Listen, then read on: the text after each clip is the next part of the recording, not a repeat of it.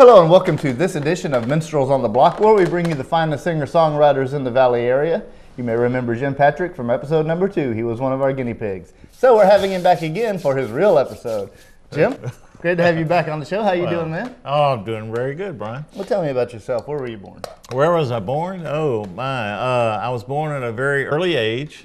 Impressive. Actually, I was born in Kentucky, which is, I don't even remember it because they weren't there that long. My father was worked for Southern States back in those days and was transferred around. And we lived there in Kentucky, and I was born in Henderson, Kentucky, right across the river from Ohio. And then we moved to Tennessee, where another brother was born a little bit later, about a year and a half later, and then back to Virginia. And I really grew up, and that's all the.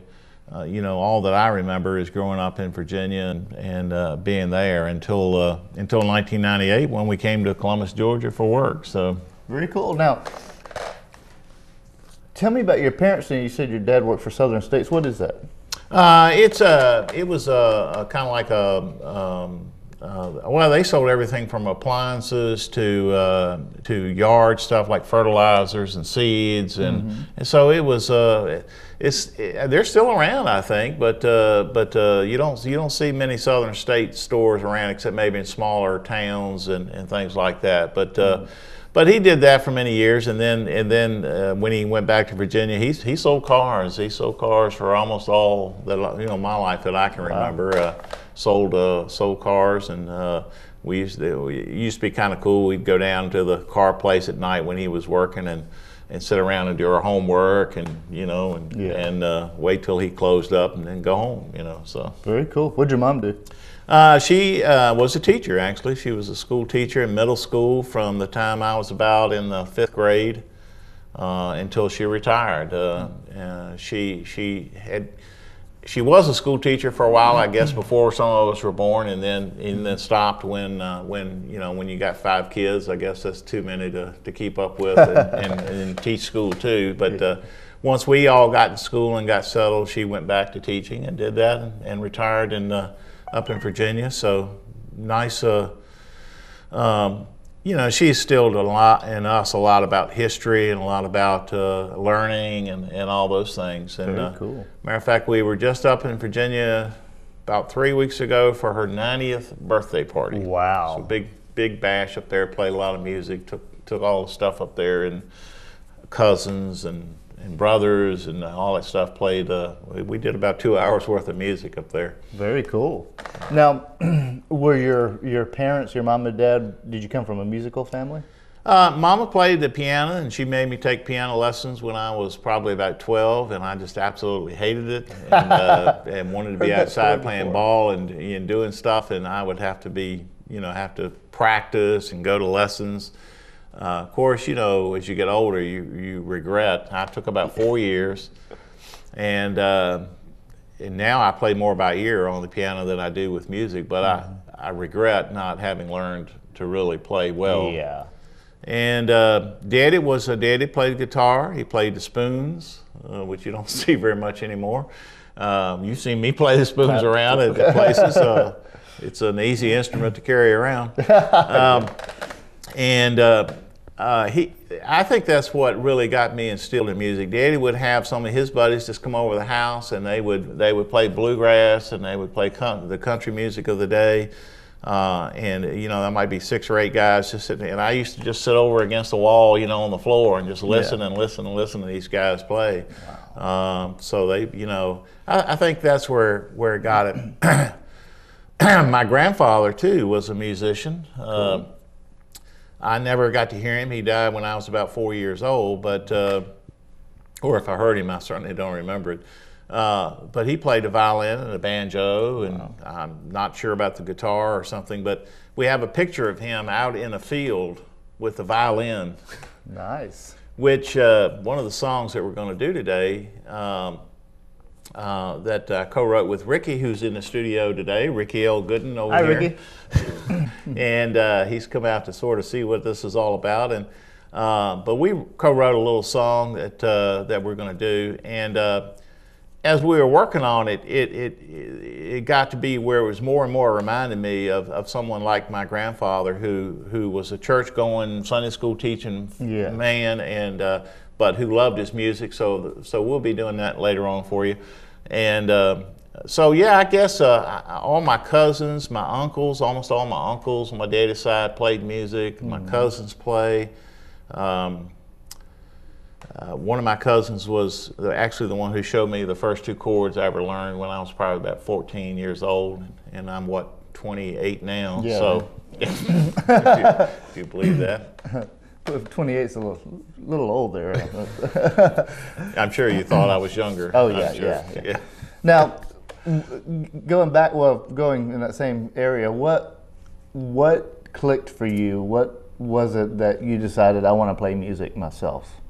What made you, what skyrocketed you to do that? Well, one of the things that I still vividly remember, I worked for a day camp, a YMCA day camp for like 4 or 5 summers going through high school, you know. And there was a fellow there that was playing. He would play at the evening events that we would have. It was a day camp, but we'd have a camp out every 2 weeks. And, and the guy would play the guitar around the campfire and that kind of thing. The kids would all sing. And that was definitely the kumbaya, you know, folk songs of the day. And that just thoroughly, I mean, I just thought that was so cool that I just had to learn to do that. So that was really where I started getting into music, was folk music, and Peter, Paul and Mary, and Pete Seeger, and you know, Woody Guthrie, even old Woody Guthrie songs from that era. And then of course, as we got older, Simon and Garfunkel, and all of those kinds of things that were probably the early pop songs. We did all kinds of things, just whatever songs we liked that we thought we could do. Again, I have 3 brothers that play. My oldest brother came back from Vietnam knowing how to play. He had learned some chords in Vietnam. And then I have, like I say, 2 younger brothers that also play and sing. And so we got to do a lot of music, and then of course doing things in church a lot.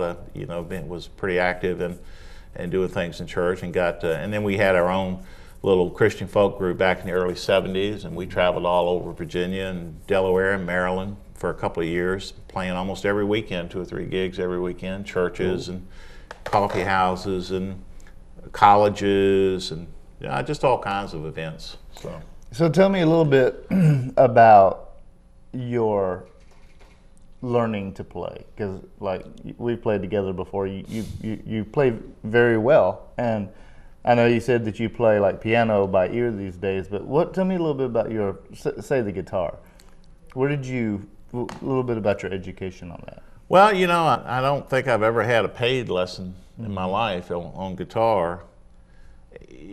I think the key, a lot of people can learn guitars. A lot of people say, oh, I couldn't learn it and I couldn't do it, But one, it's just like anything, it takes practice. You've got to play. I mean, you need to set your guitar beside your favorite chair in your den while you're watching TV, and where you can pick it up and play and pick it up and play. If you put it in a case and put it in a closet, you're not going to play. Right. You got to get it out there and play, unless your wife or somebody is like smacking you around and making all that noise all the time. But that's the key, is playing. And then the other key, I think, is playing. If you really want to play, is to get out and play with other people. Yeah. Particularly if you can get out and play with people who are better than you are when you're learning. And when you're learning, you need to be able to say, what was that chord you just did? Or what was that riff that you just played, or whatnot. And I think that's the thing, is just go find places where people are sitting around playing. I mean, some of the best times I've ever had is just the little open jams with people sitting around, like at Stan and Marsha's, some of their events, just sitting around, or quite a few just song circles, or whatever you call them. I guess people call them different things. And open mics are really good for that. Open mics are fabulous for that. Let's check out one of Jim's songs, and we'll be right back after this. This is a song called Bottoms Up, Memories Down. It's co-written with Nona Christie, Kim Prescott, and myself, and here it is.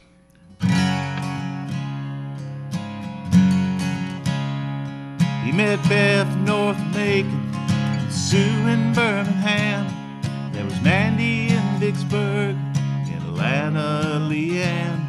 As long as I had known him, he'd always been the same. Moving on to another place when the bottle called his name. Bottoms up, memories down. Fill that glass for one more round. Another girl, another town. Bottoms up, memories down.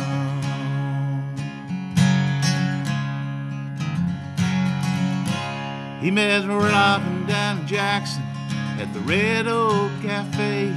He found a place on 10th Street to see her every day. A good night's kiss, then 4 bare walls, struggling on his own.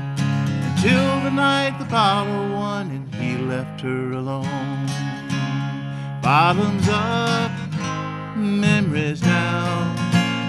Fill that glass for one more round. Another girl, another town. Bottoms up, memories down.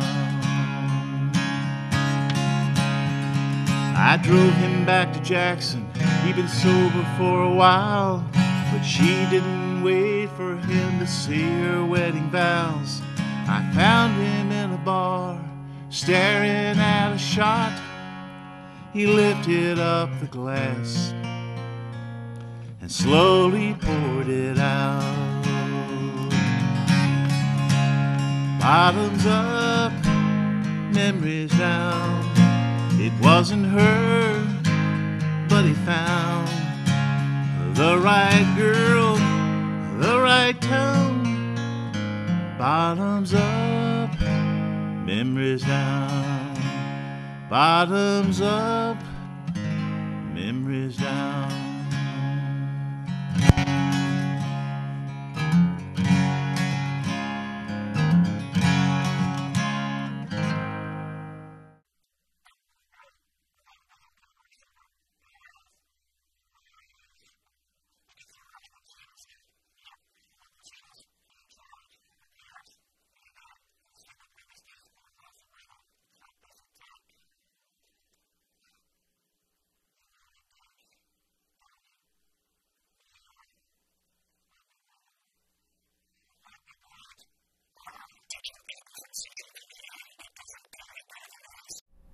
Hello and welcome back to this edition of Minstrels on the Block. Very special guest, Mr. Jim Patrick. Now, Jim, I see you've got a stack of papers on the table here, which we like to see this. This is visual aids. This is good stuff.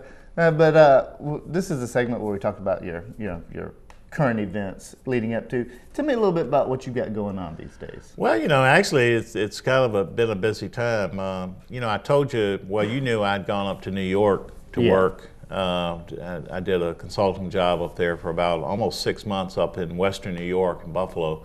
Beautiful area, actually. When you get around the big dairy farms and the country is beautiful. But I did get to play quite a few venues. They have, of course, Buffalo is much bigger than Columbus area. So there were probably 20 or 25 different open mic venues that you could play up there. So I didn't even get to all of them, but played at one, Clarence Center Coffee Shop, so shout out to them. They're up there in Clarence, New York.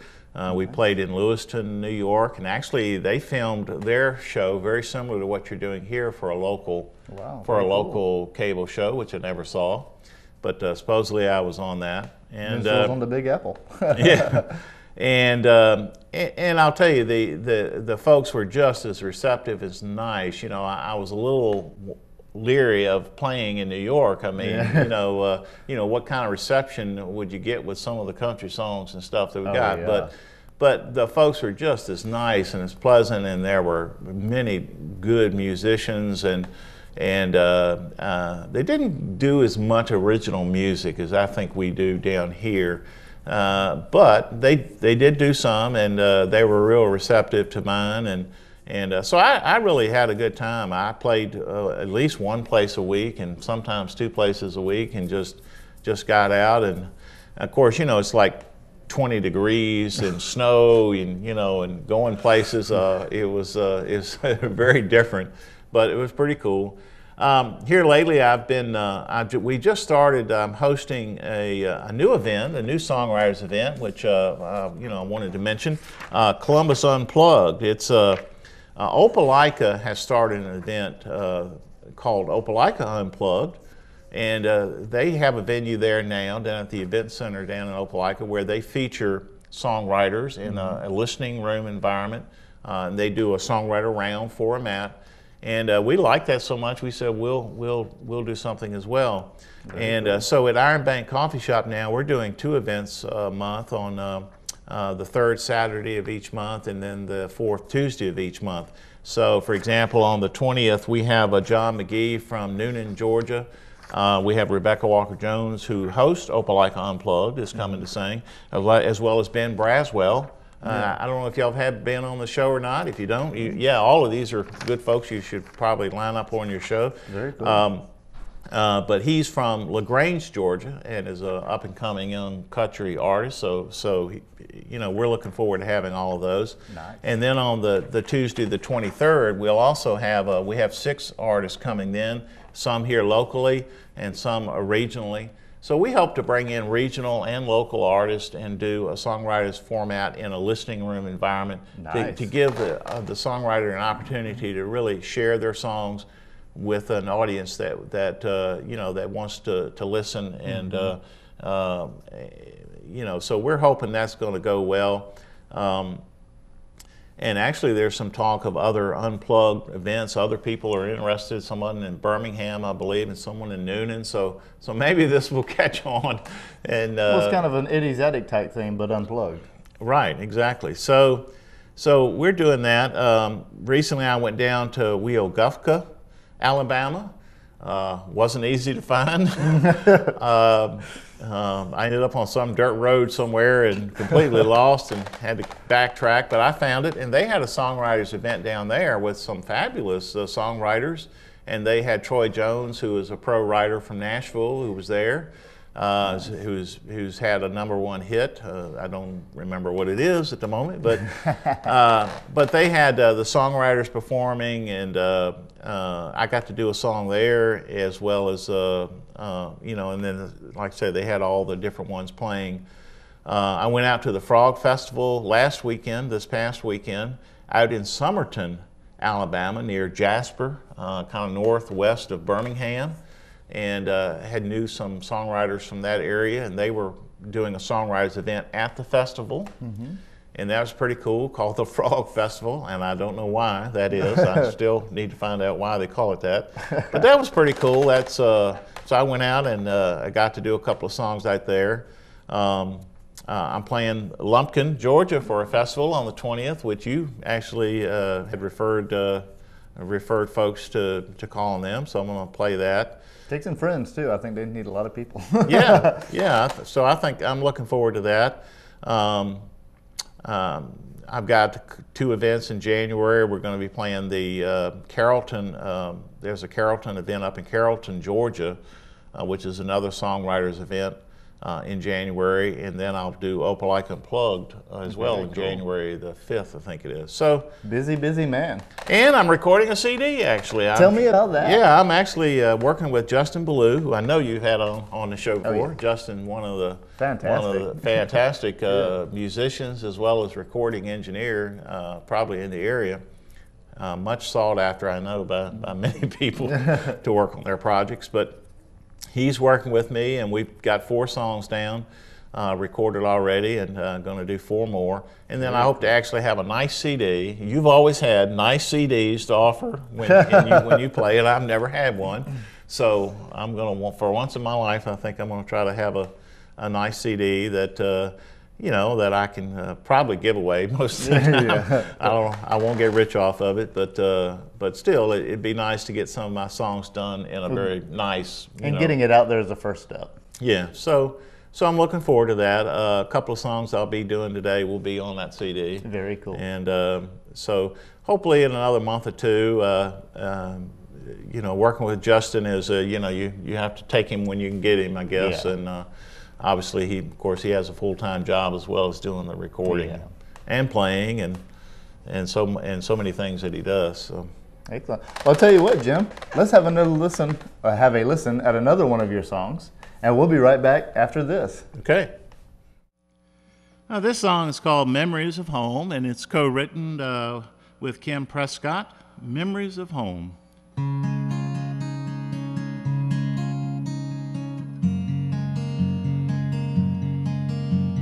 That old cow jumped over the moon, the dish ran away with the silver spoon. That's what Mama read when she tucked me in at night. Chasing fireflies round that old oak tree, caught my first fish, it was bigger than me. Daddy on the roof, saving my brand new kite. Home is built from memories. Home is shaped by families. And every single day I just want to stay in my memories of home. Memories of home.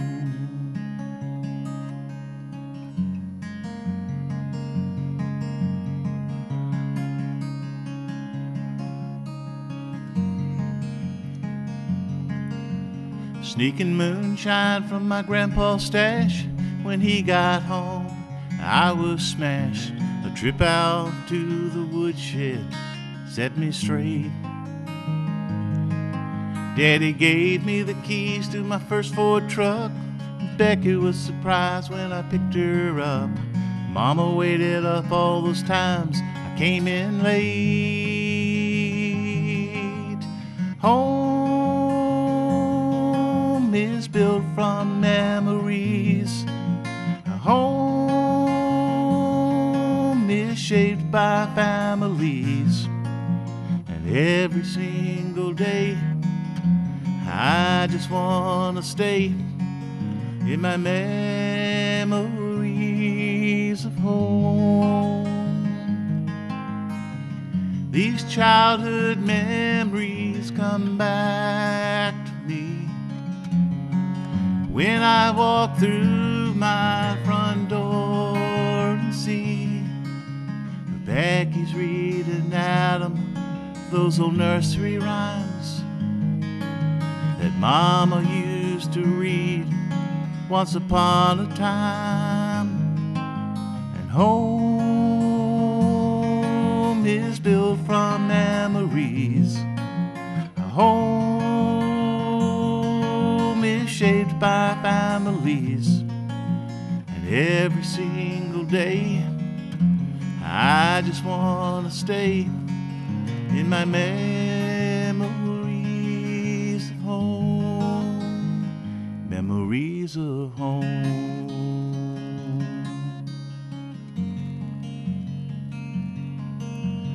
That old cow jumped over the moon, dish ran away with the silver spoon.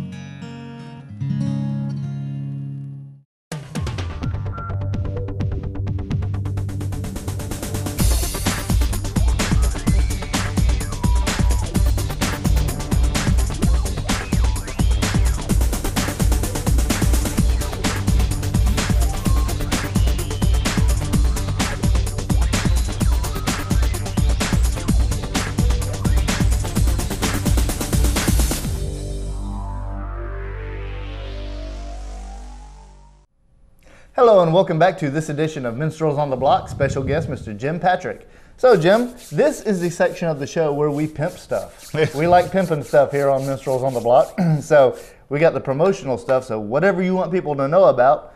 And I know a good place to start is the October version of Playgrounds magazine. Tell us what you got in there, Jim. Well, you know, I've been lucky enough to write a few articles for the Playgrounds, mostly concerning the National Songwriters Association group in Columbus. But this time I do have a little short article and my picture in the October issue, talking about the Weogufka Festival, Songwriters Festival they had down there, and I was really I was really pleased to be out in almost the middle of nowhere in Alabama. Believe me, there wasn't much around there.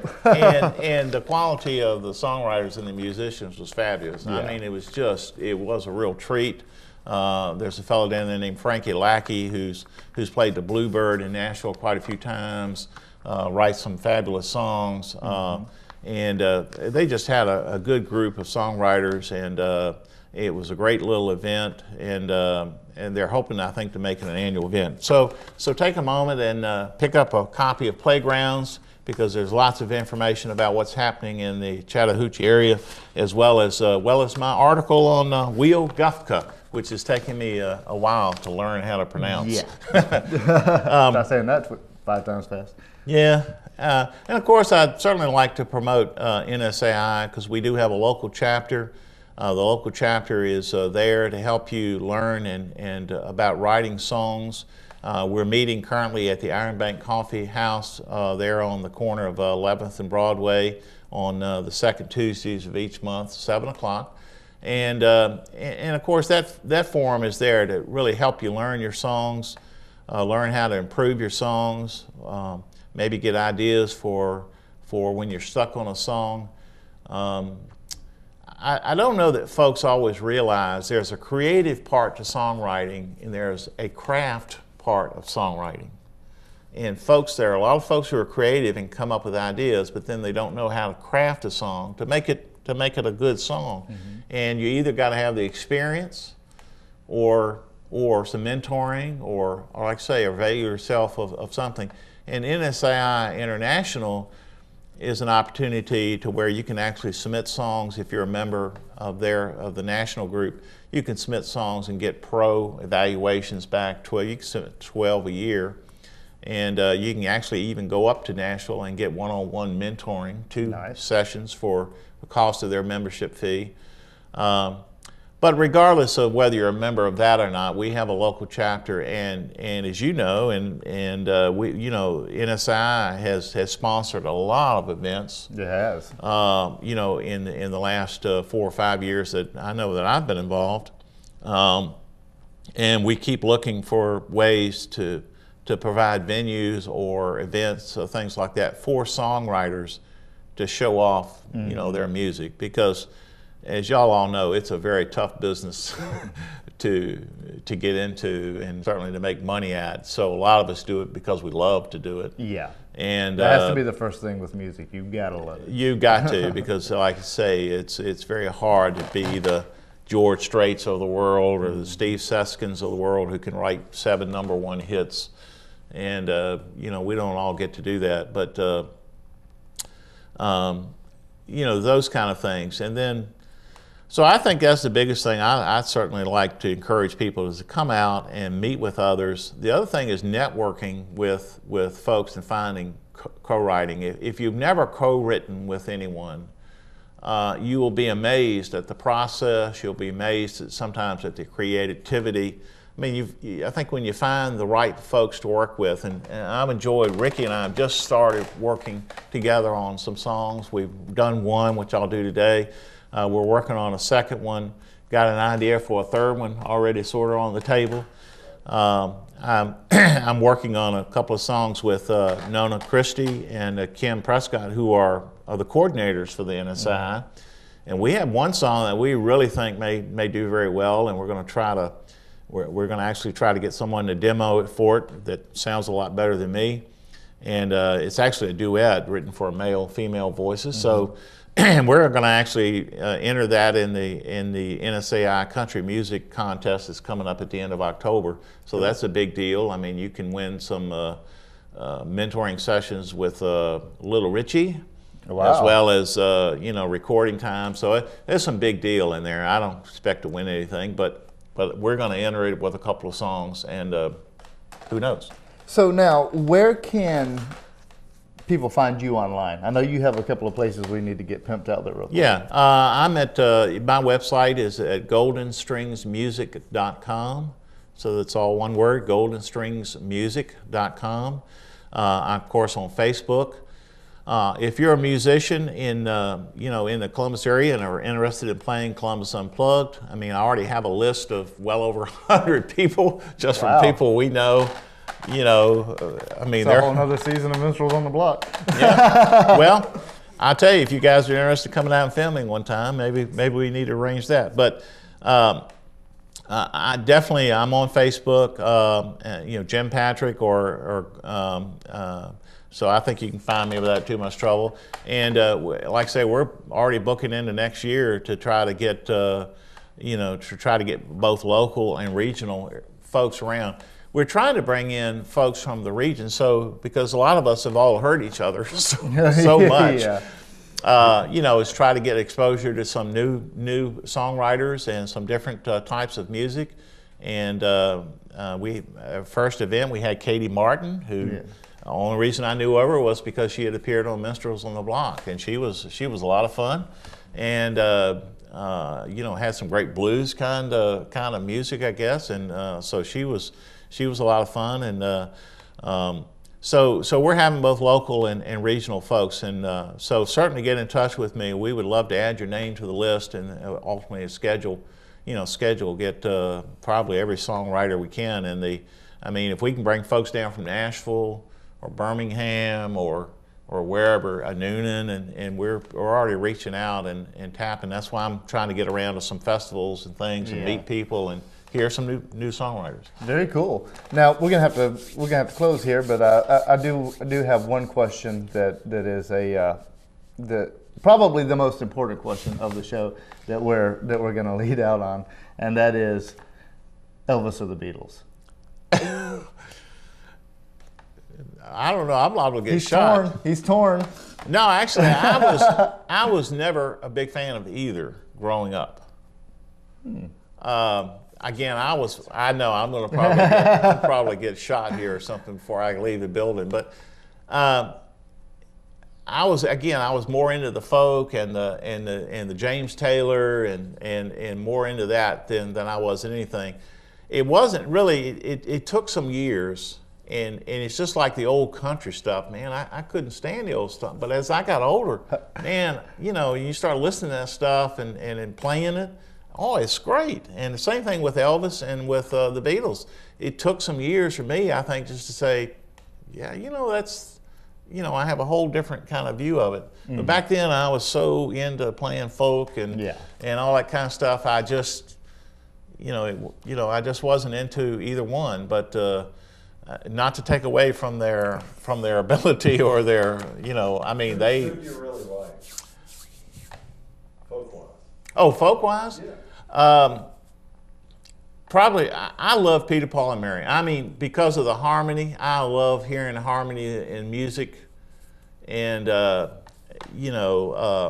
Smothers Brothers, who when they sang, had some beautiful harmony. Simon and Garfunkel and their early work, the harmonies I still have one of their CDs and play their early songs. The harmony in there is to me is just fabulous. I think when 2 or 3 or 4 musicians get together and put together that kind of harmony, I think that's fabulous. And Elvis and the Beatles is a slightly different kind of genre, but obviously the King and the Beatles had such an influence on music. But well, I'll tell you, Jim, there was no wrong answer to that question. Right. So, but I'll tell you what. Well, don't shoot me. I do like both now. It took a while, but I do love both now. We want to thank Jim Patrick for coming on the show. Jim, it was a great pleasure to have you on. Always good to be here. Hope you've enjoyed this episode of Minstrels on the Block. I am your host, Brian Mallard. Special guest, Jim Patrick. You can catch us only on East Alabama Cable TV. EATV, I'm Brian Mallard. See you next time. This is a song called Granddad Believes, and it's co-written with my friend Ricky L. Gooden. And here we go.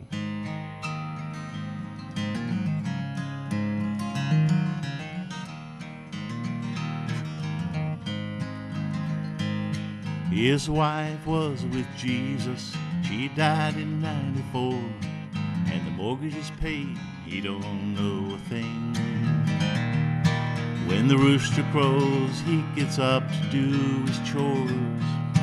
Then he would bow his head in prayer and sing.